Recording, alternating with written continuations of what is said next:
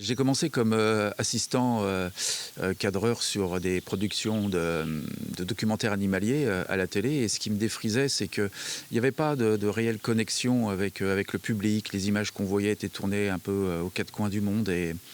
Et je trouvais que ça manquait de sens. Et moi, je voyais bien la richesse qu'on avait juste à côté de chez nous. Et je me disais, pourquoi on n'irait pas faire un documentaire à côté de chez nous? Et voilà, du coup, j'ai tout plaqué. Je suis parti solo sur ce projet. Avec quand même cette idée qui était, je me voyais avec mon fourgon, mon vidéoprojecteur, mon écran, mes fauteuils, et puis diffuser ça le long de la Sèvre pour restituer à tous les habitants des bords de cette rivière le patrimoine qu'ils ont juste là, sous leurs yeux. Il y a eu le Covid qui a annulé le festival de poupées où on nous a demandé de jouer en 15 jours. Toi, Laurent, qui fait des images, tu n'aurais pas quelque chose à proposer? Alors, un peu au débeauté avec Dominique Fauchard, le musicien que j'avais rencontré quelque temps auparavant, on s'est dit, allez, banco, on monte quelque chose.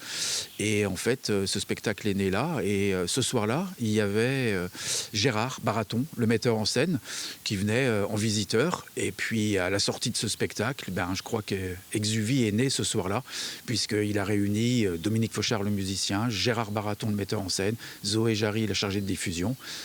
Et voilà où on en est aujourd'hui.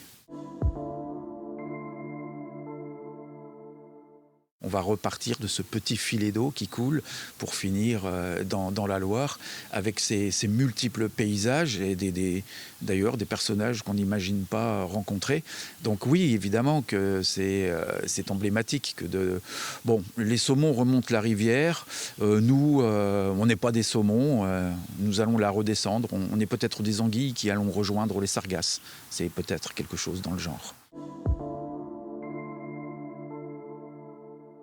Un documentaire animalier, quand on le tourne, logiquement, on se renseigne très fortement sur le sujet qu'on doit filmer pour pouvoir raconter quelque chose. Moi, je suis parti du regard du béotien. En fait, je n'avais pas envie de savoir avant que de me laisser porter. Et quand on suit comme ça un projet sur le long cours pendant une dizaine d'années, eh bien, on rencontre par exemple une bande de cormorans et puis on les suit.